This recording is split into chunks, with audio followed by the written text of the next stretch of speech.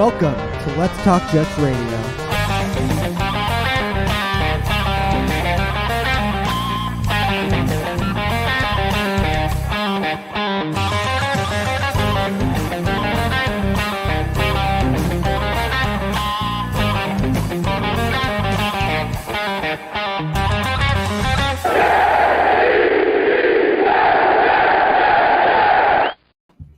What's up, everybody? Let's talk Jets. Tyson with my good friend Matt, who is making all kinds of moves. The Just Jets pod. You got a special event Wednesday night. You got Matt OLeary, NewYork.com. I mean, dude, you're a really busy man over there. Yeah, we're trying to keep it busy over here. It's always a good time talking New York Jets football, and appreciate you having me on. Of course. Well, first of all, I like all the things you do, man. You have just a great personality, diverse content, which is always good. But the thing on Wednesday night with Jets Media is really interesting, too, with Jeremy Ruckert. Give me some more information on that. Yeah, so on Wednesday, the Jets Lounge guys, so Sack Exchange and his crew put this together. It's the Jeremy Ruckert signing here on Long Island. It's going to be at the main event in Farmingdale, and he was nice enough to allow Richie and I to live stream from there. So if you subscribe to my channel, Matt OLeary NY, we'll be live streaming over there on Wednesday night. So if you can't make it out to the signing, we'll have some coverage over there.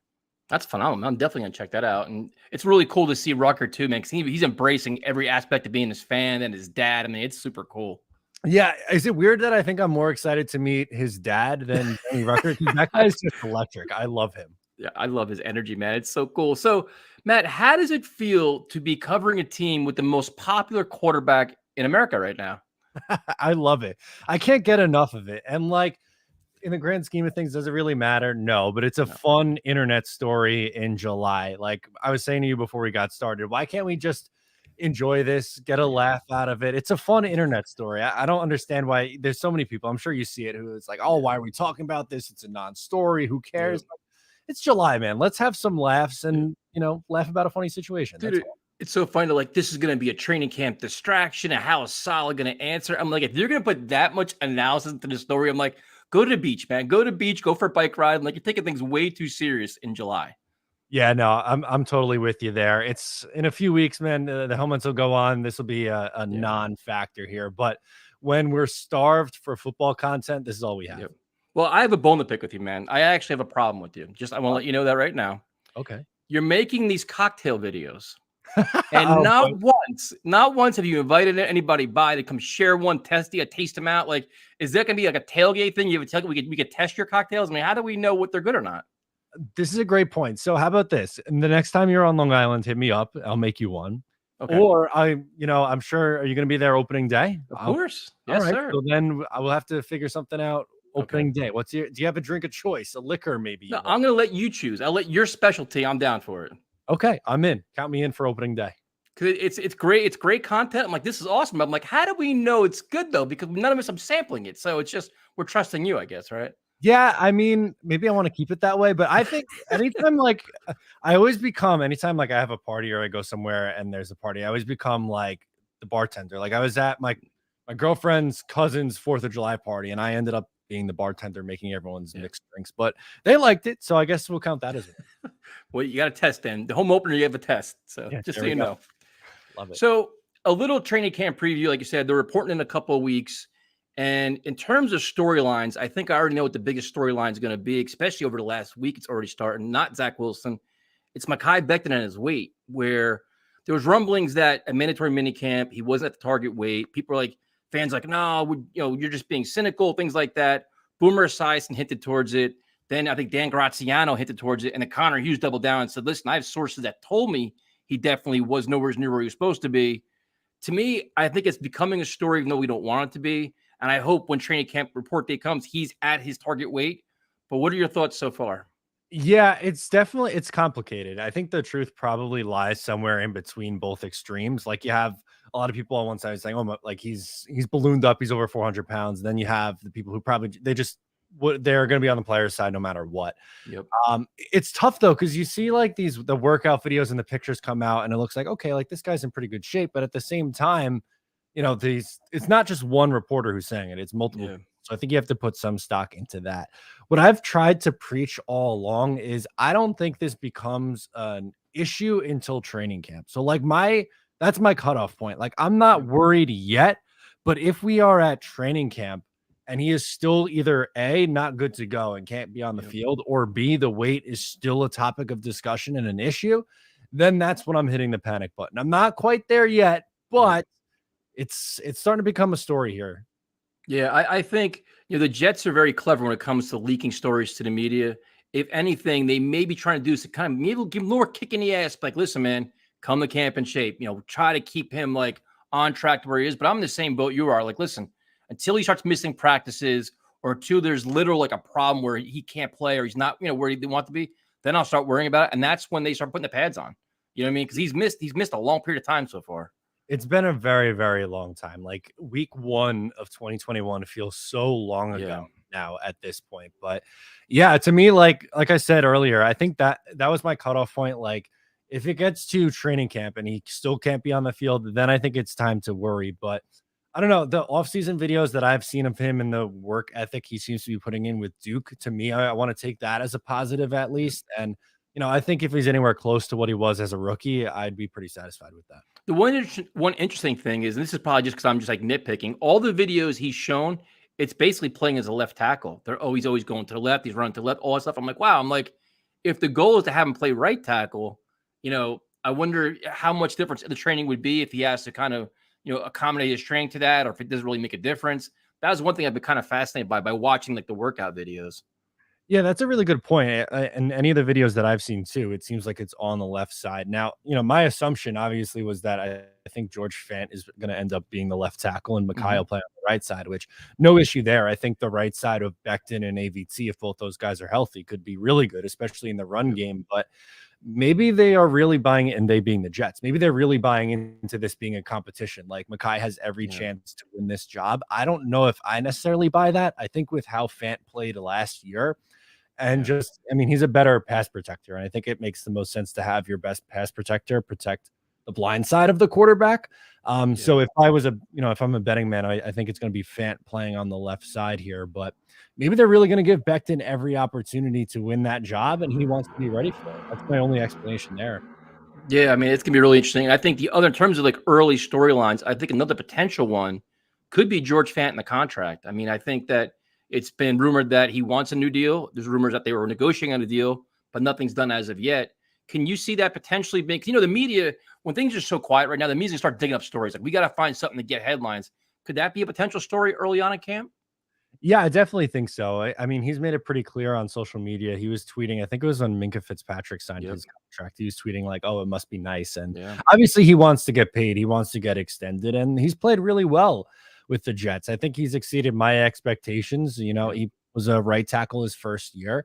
And then in his second year, moved over and played left tackle and was actually a lot better. So I think he is deserving of a contract extension, no matter what side he plays, on the left or the right. I think if Joe Douglas is wise, I think he will give him that deal. But if there is no contract before training camp starts, it's going to be a story.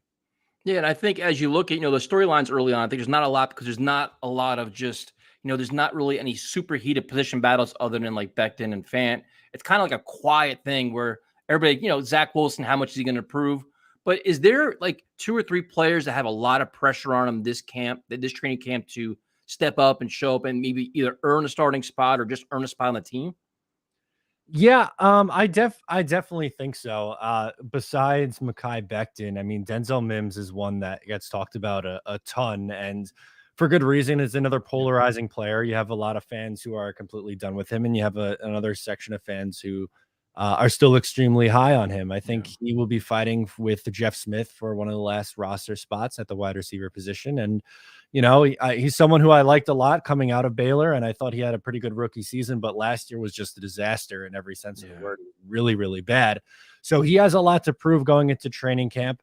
And, on the defensive side of the ball, you look at, I don't even know if I could pinpoint one player, but I was just going to say the position of edge rushers. There are so many guys on this defensive line now after you bring in Solomon Thomas, you have Sheldon Rankin still around, Quinn Williams, John Franklin Myers, but then Carl Lawson comes back, and it just goes on and on and Vinny on. Curry, yeah. Curry, right. And you bring in Martin from the Texans. Like, they are so deep on that defensive line. I'm really curious to see how that shakes out, because I think there's a chance that someone who, we'd consider a pretty good player, whether it be a role player or someone who we thought maybe was going to start, is going to end up getting cut here. So it's going to be interesting to see how that plays out. Yeah, the other position for me that's kind of interesting is the safety position, where I think everybody's just signing up LaMarcus Joyner, like, all right, he's the guy, but he hasn't played. He's been hurt. And there's a lot of young, hungry guys there. They're high on Pinnock. I mean, I'm not an Ashton Davis guy by no means, but I think I'm curious to see how that plays out. And if they possibly explore like the free agent market too, as cuts start happening, look for maybe an upgrade back there. Yeah, I think that outside of linebacker is number one position that scares me the most going into this year. But for me, safety, you bring in Whitehead, which I think was a great addition. Young player, is going to really help out a lot in the run game. But you're right. On the other side, it's a little frightening, man. Joyner hasn't really played a lot in the last couple of years. Missed all of last year. Was hurt a lot the year prior. When he's on the field, he's good, but I mean, you have to be on the field. And outside of that, Pinnock looked okay, but that was a small sample size from him last year, so you don't know what he's going to look like over a full season. And Ashton Davis has really, really struggled when he's gotten on the field, whether it be in coverage or just these awful routes to the football he takes in the run game. Yeah, I think that if he is starting, that is major issues on the back end for your team. But yeah, outside of the strong safety, the free safety position is going to be a little bit of a question mark, and hopefully Joyner stays healthy there, I guess. Yeah, no doubt. So in terms of like pressure, there's a lot of pressure on some of these guys. I think agree with about Mims. Mims is going to be really on a hot seat, and I think not playing special teams goes against him. And it's just the way the Jets keep dropping hints. Saleh keeps dropping hints about, well, he's still got to learn the route tree. It seems like something's off. So I'm glad he's in great shape. So maybe he could be a trade candidate if possible. But it's a weird scenario, man, with him. Yeah, it is really strange, and you're 100% right. Like, if it came down to it, I think, as much as it would pain me, because again, like I said, I liked him a lot as a rookie and I loved him at Baylor, I think Jeff Smith would have the edge over him, because Smith at least can give you something on special teams, where Mims, he's not a special teamer. So, I mean, that matters for your depth guys. And if you're a depth guy that can't play on specials, you're going to have a really hard time making the team. Yeah, Jeff Smith did a good job of being like a gadget guy last year, which is always good. That's, just your best ability is availability. He's available to do anything, and he always wants to, which is great. So guys are under pressure there, but are there players that can be considered breakout players, like potential breakout player candidates? Everybody instantly goes to Elijah Moore, but do you see other guys can have a breakout year? Yeah, I really think if you look on we'll go offensive side of the ball first. Everyone's going to point to Elijah Moore and Zach Wilson, so I won't go there. But I think Elijah Vera Tucker is someone who I think could take a massive step forward. And I think, early on in the year last year, he really struggled, and he kind of got into his zone and got into a rhythm, and I thought he was really good. And he's someone who I was extremely high on in the 2021 draft. And I think for good reason. A lot of people were, because, he's so versatile. He played tackle at college. He played left guard in the NFL last year. He's going to play right guard in the NFL this year. And I'm not really worried about him too much changing sides. I think he's that talented of a player where he can do it. And I think, playing potentially next to Becton, and if healthy, I think will be a really, really big improvement in the run game there. And I can't wait to watch him get to work. I think he's going to be a mainstay on this Jets offensive line for a long time. And then if I had to go on the defensive side, I don't know if it would necessarily be a breakout, because I think he broke out a little bit last year, but maybe just a little bit underappreciated right now, or maybe just under recognized overall, is DJ Reed. I think he's going to be someone who's really good. A lot of people obviously talking about Sauce Gardner, for good reason. He was the 4th overall pick, but DJ Reed, I think, is going to be a really, really good player on this Jets team, a solid starting outside corner, which is something they need. Yeah, no, I agree about that, definitely. And in terms of guys that are in like a make or break year in terms of their career at the Jets, we mentioned Mims. I think it's obviously him. I think Ashton Davis, guys like that. But I think there's some pretty highly touted, highly paid guys in this team that could be in make or break years too if they don't kind of pan out. Who do you think are some of those guys, Yeah, I guess the two guys that jump out when you say that is CJ Mosley, because after this year, I think his contract is it's easier to get out of if you wanted to. And Corey Davis. Obviously, Corey Davis was hurt last year. He played half the year and was up and down. There's some really nice moments. The Tennessee game jumps out, but also there were a ton of drops, which is not good when you have a young quarterback. But Depending on what happens with Elijah Moore's progress and how quickly Garrett Wilson comes on, and who knows, they obviously like Braxton Berrios a lot, and maybe Denzel Mims does bounce back a little bit. Yeah. If that's the case, then maybe you feel comfortable moving on from Corey Davis after the year because you don't want to pay him that $12 million or whatever it is in that third year because you feel like you can get similar value on the cheap with some of these younger guys. Could you see a Carl Lawson falling into that boat too? Because I think the Jets structure his contract similar to Corey Davis, where they can get out after 2 years. Do you think he is, that kind of guy, or you hopefully you get whatever, say 6, 8, 9, 10 sacks, and say, you know what, this is a great mentor, an explosive force with great work ethic, leader kind of guy that most likely comes back next year?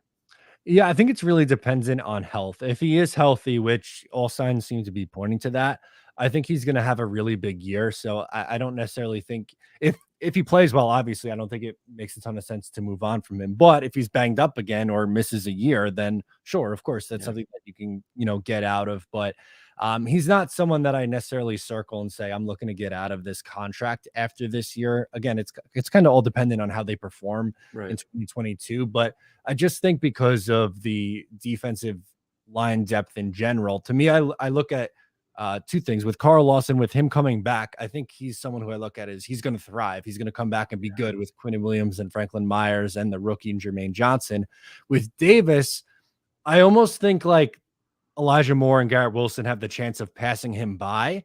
So at that point, I would think that he would, of the two, would be more likely to be moved on from. Of course, it's possible that if, again, I said it already, but with the injuries with Lawson, if it happens again, you can get out of it. But that's not really my expectation for him this year.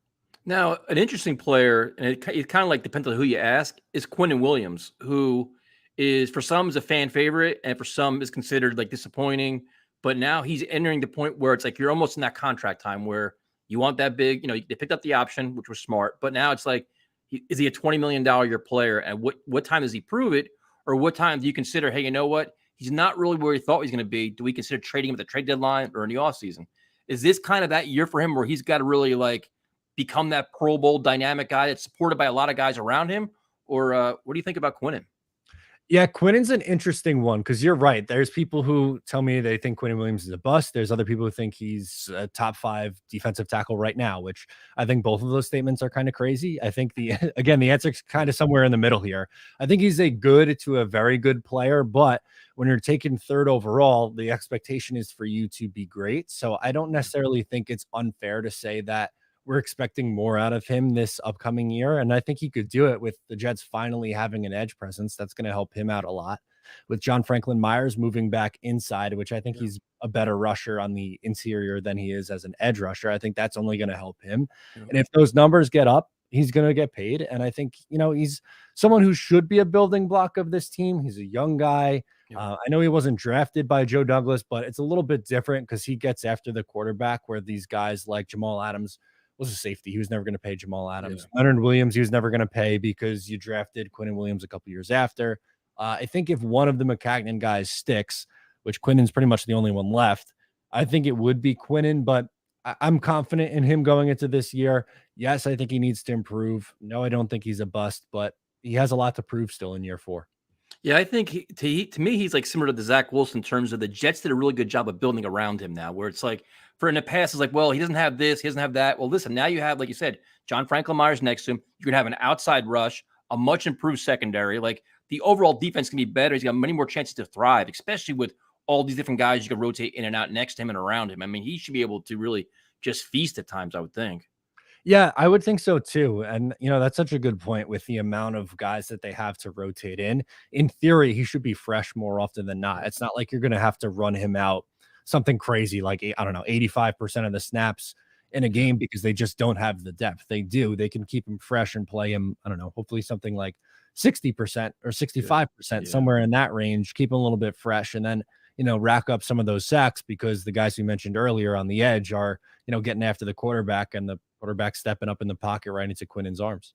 Yeah, and then one interesting story too is that this highly touted Jets draft class, I mean, everybody loves the entire class, they're excited about all the potential of it. But to me, it's like, if you look at it, there's not really a lot of pressure on them to perform because they're all going to positions where they have other depth around them or other talent around them. Like say, DJ Reed's there for Sauce Gardner.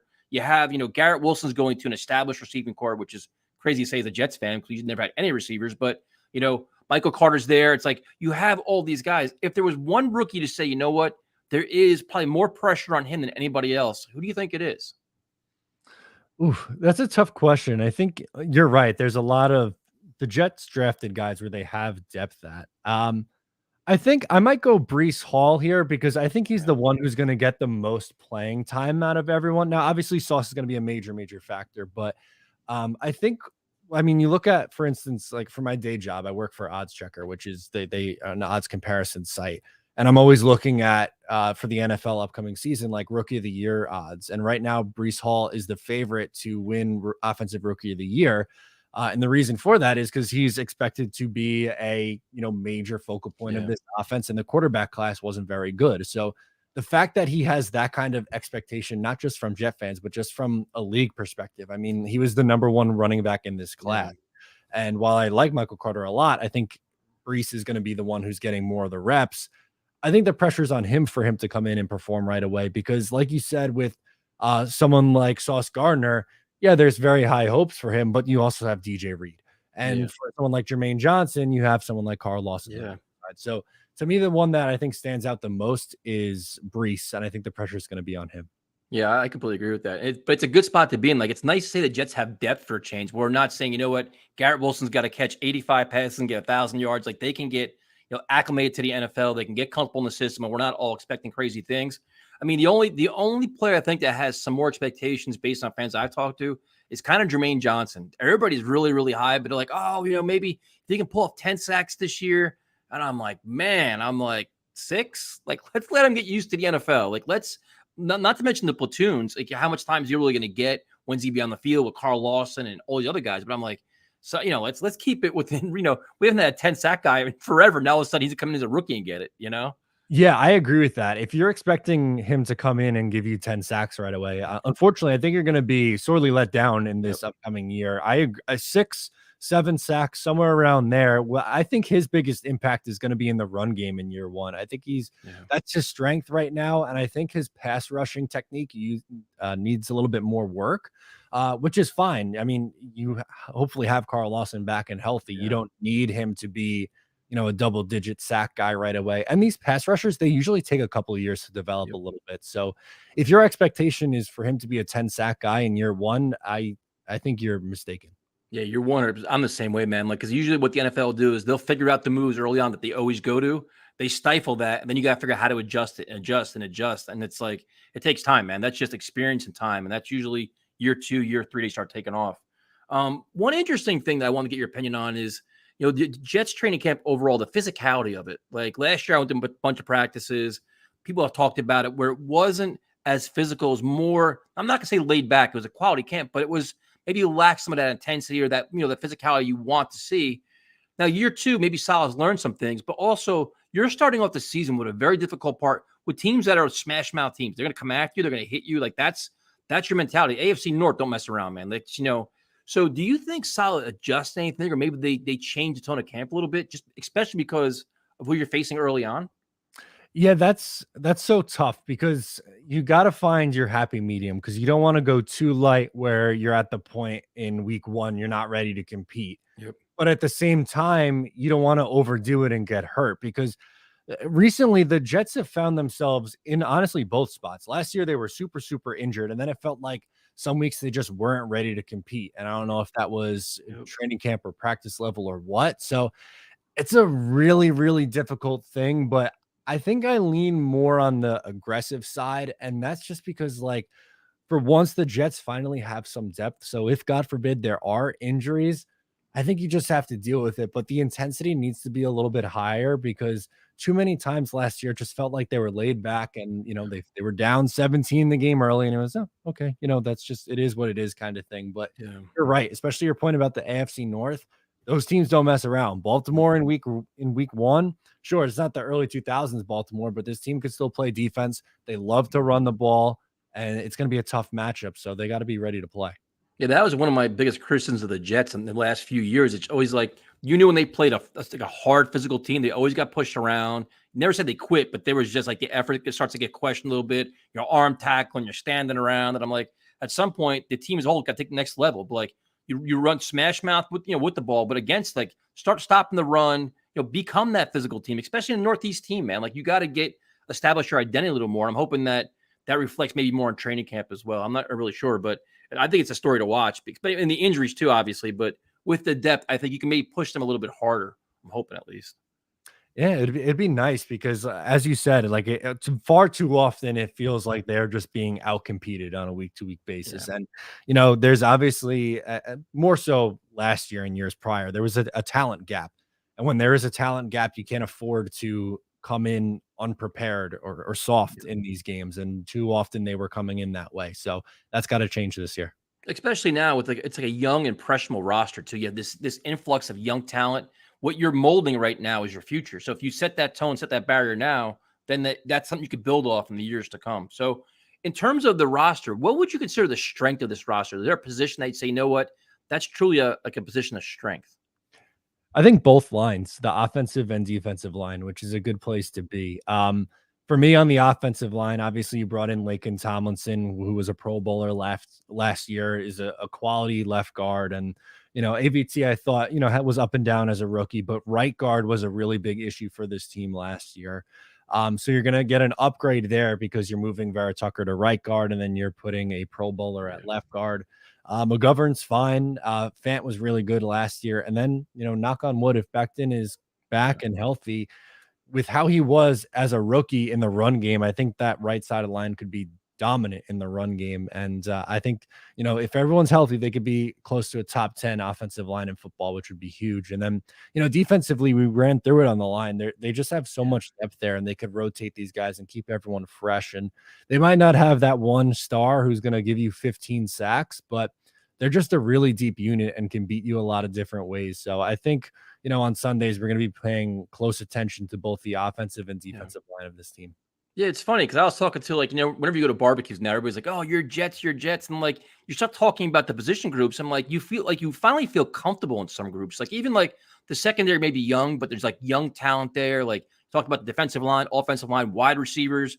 Like we haven't even mentioned the tight end group yet, which is a significant upgrade, man. I'm like, wow, that went from like being a like a hole, a black hole for the team to now it's like, all right, we solidified it. Yeah, like legitimately worse in the NFL last year, probably with that unit. And now you brought in two guys who are solid. And I don't think anyone would say that Conklin or Uzama is a star, but both those guys are competent, capable starting NFL tight ends, which they just didn't have. And then you draft Jeremy Ruckert in the third round this year, and that's someone who you could hopefully groom to become that guy in a year or so. It's a really deep unit. And we talked about it. Injuries happen. So if someone goes down, you have someone to step up and come in. Yeah, and that's the best thing, man, because the Jets are always in a spot where they had an injury and you're signing guys off the street and they're starting on Sunday because they had such poor depth. And I think that problem for now has been rectified. But if there is considered a weakness on this roster, like a position that you would say, you know what, it kind of makes me nervous. We touched on safety before, but what would you say is the biggest weakness right now on this team? Linebacker. I am afraid of that linebacker position. Yeah, me too. I like CJ Mosley. I think he's not the same guy that he was like week 1, 2019, when we first saw CJ Mosley come on with Buffalo, but he's still a solid starter. He's a good player. Outside of that, Quincy Williams he's inconsistent on a week to week basis. There's some weeks where he looks like a blossoming star. He's running all over the field, making a ton of plays. And then the next week, he still has that same energy, which is great. I love his energy, but sometimes he just way over pursues. He's not very good in coverage. He misses a ton of tackles. Like you don't know what you're getting from him on a week to week basis, which is a little bit scary. And then beyond that, you have Sherwood and Nasruddin, who are both converted safeties who missed most of, if not all of last year. And that's pretty much it. So the Jets have one linebacker that I'm comfortable with. And outside of that, a lot of question marks.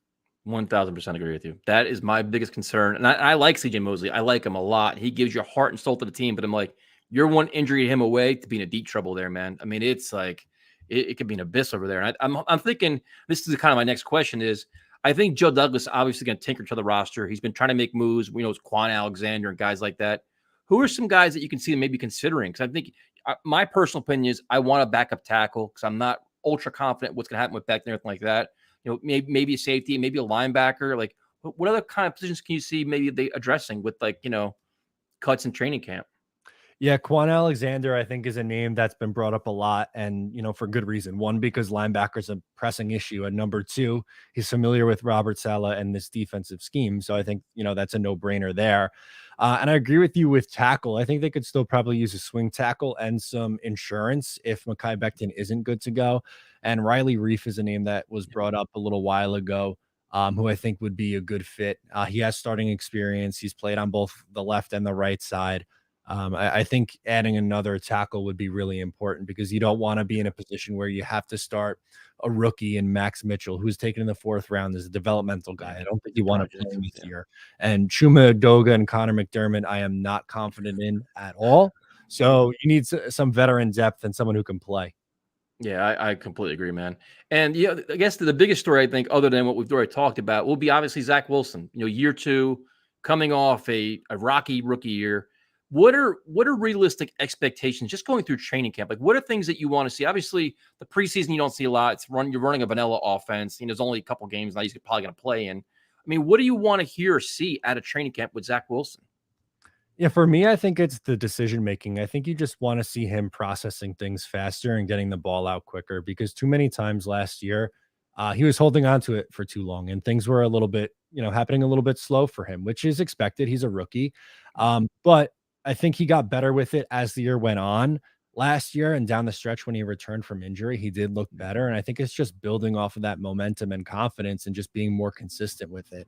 I think that was his biggest issue last year. And I also think he was in his own head a little bit. Some of those misses on the checkdowns, like that's not a talent issue. That's a confidence issue. Yeah. So I think if he's, back and confident, and I think he could be a really good player for this team. Now, is something that I'm really wanting to see is I think he plays his best football when he has that swagger about him. He has that little edge to him, like that. I think he needs that, but I also want to see him emerge as a team leader. I think if you look at this team right now, there truly is no face of the franchise. I think it's probably Robert Saleh at this point. And I think it's like, I mean, it could be Elijah Moore going forward, whatever, but I really want to see Zach make this slowly but surely make this his team. Like, you know what I mean? Like, this is my offense. This is my team where guys kind of rally around him. Like almost kind of like the same trajectory that Josh Allen took, where year 2, he started to get better, but you see players start gravitating to him. Like, I'm kind of hoping to see a little bit of that too. Is that something that's realistic or feasible or no?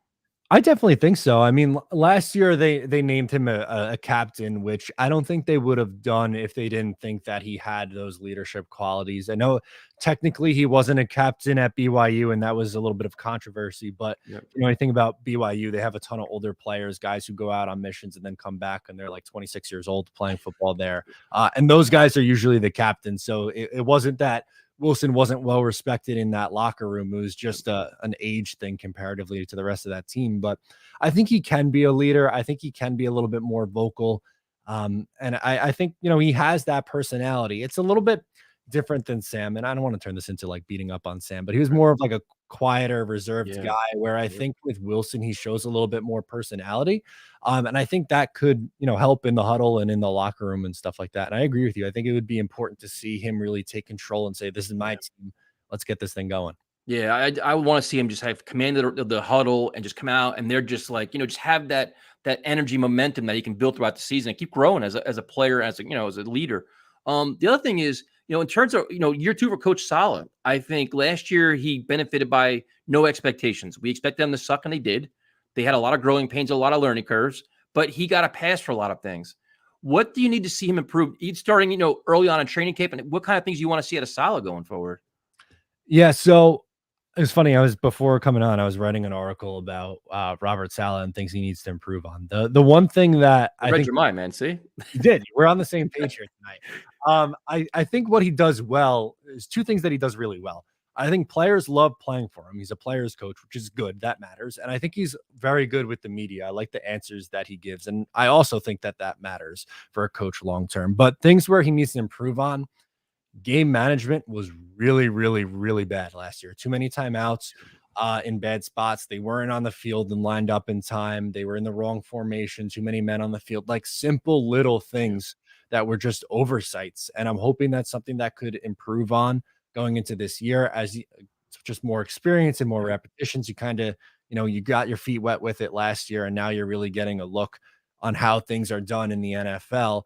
And I also think that he and Ulbrich too, but it's the 2 of them, were a little bit too stubborn with their defense. He was like, this is our system. This is how we're going to do it. And if we're losing, we're just going to stick with it. No halftime adjustments, nothing. Where I thought with LaFleur, he adjusted a little bit, not only in game, but like as the season went on, where it felt like week after week after week, it was the same mistakes and the same thing over and over with the defense. So I think it's just, being a little bit more flexible within your system. And then the second part being the game management. Yeah, I have a lot of faith in Saleh. I think he's a very intelligent man. He's going to probably do a lot of self-scouting. He'll reevaluate things. I think you're completely right about the defense. And they actually admitted some of that in that Flight 2022 series where they said, you know what, we didn't adjust as much as we should have. But the other thing I'm fascinated by, too, is there's increased expectations for this team. I mean, a lot of NFL media outlets are saying, this could be one of the most improved teams. A lot of fans are saying, hey, you know what, we should be winning 7, 8, 9 games, a lucky break, maybe in a playoff hunt. Like, that's, I think, something with Saleh, with all these young personalities. Oh, you're adding Sauce Gardner, Jermaine Johnson, Hall, all these young personalities.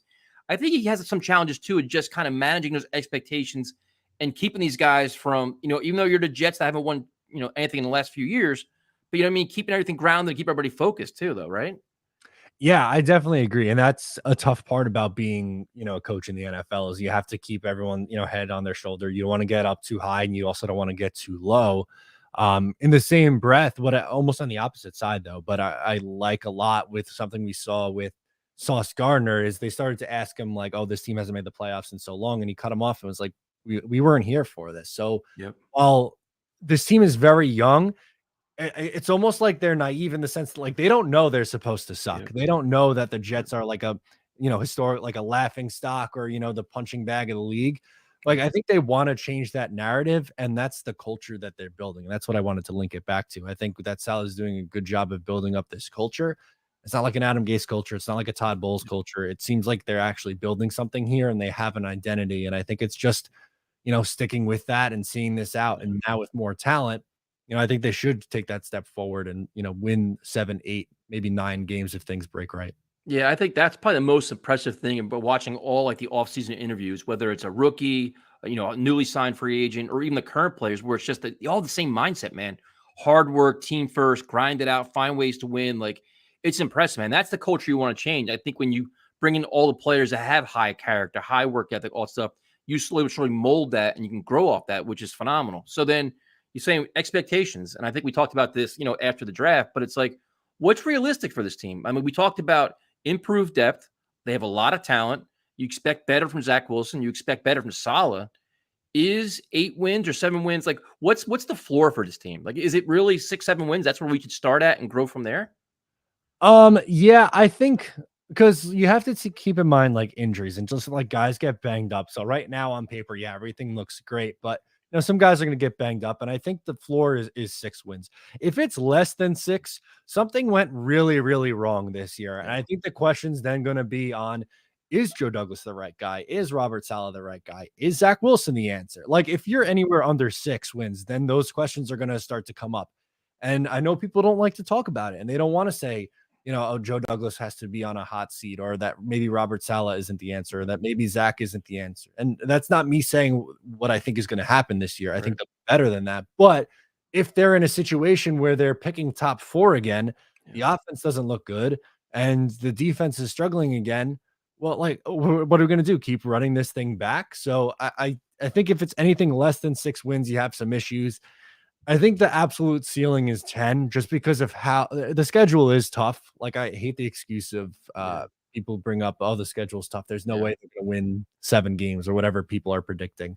I don't think that's fair, but to say like, oh, they're going to click 100% and go out and win 12 games, I think is also incredibly unrealistic. So probably, again, somewhere in the middle here. I think 8 and 9 is the record that I keep settling on. There's no reason that they can't be competitive through the end of the year.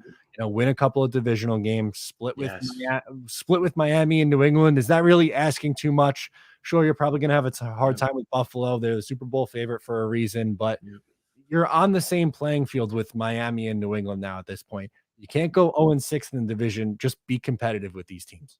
Yeah, that's my point, man. It's just like I understand you have a tough schedule, everything else, but you've got to be much more competitive in the division. Let's stop mailing in games. Let's stop assuming losses and start winning the winnable games. Like, let's, like, and then you got to start surprising people. Like, you beat quality teams. You do all these things. I know they beat the Bengals last year, but I'm like, you've got to start being a lot more competitive week in and week out. And, you're obviously going to have 1 or 2 games where you get blown out. Every team does that, where you just don't show up, whether it's a West Coast game, whatever. But overall, you got to be playing meaningful games late in the season. You have to. Like, if we're talking draft by Halloween, or we're like, this season's over and we have all these questions, that's an unmitigated disaster, man. That's not where we need to be. And that's really not asking a whole lot. I think that's completely fair to be like, hey, you just be competitive, like hang around the 500. Like that's the bar. Just hang around 500 all year and give us something to talk about. Yeah, I mean, you look at it, the blueprint, it's like, last year's the rebuild. This is like a stepping stone year. And then next year's the year you take off in theory. But the stepping stone year is still quality football. And that's offense, defense, game management, and everything else. And I think they should do that. And then this fan base will go nuts because we've been starving for quality football for a few years now. Yeah, it's been really, really bad for a long time. And it's just at the point where we're like, just don't be awful. If you're anything other than like an average football team, an okay middle of the pack football team, we would be over the moon with it. No, I agree, man. So it's gonna be fun. They report in a couple of weeks. So there's a lot of storylines, a lot of things to keep an eye of. So if people already know you, man, but if they can't find you, where can they check out all your content, and where can they see you on Wednesday again? Yeah, absolutely. So on Wednesday, we're going to be hanging out with Jets Media and the Jets Lounge guys over in Farmingdale at the main event for the Jeremy Ruckert signing. If you can't go, we are live streaming it on my channel, which is Matt O'Leary NY. And you can find me pretty much anywhere on social media at Matt O'Leary NY, talking New York Jets football. Well, Matt, thank you for your time, and get those cocktails ready, man. Because when I see you the home opener, I'm a big critic here, man. I want to see some quality stuff. Listen, week 1, not only for Tyson, but anyone who wants, I will make. How about that? There you go. Perfect. Matt, thank you again, man. Enjoy the rest of your off season. I look forward to your stuff on Wednesday and during training camp. Absolutely, man. Thanks again for having me. Awesome. Thanks. All right.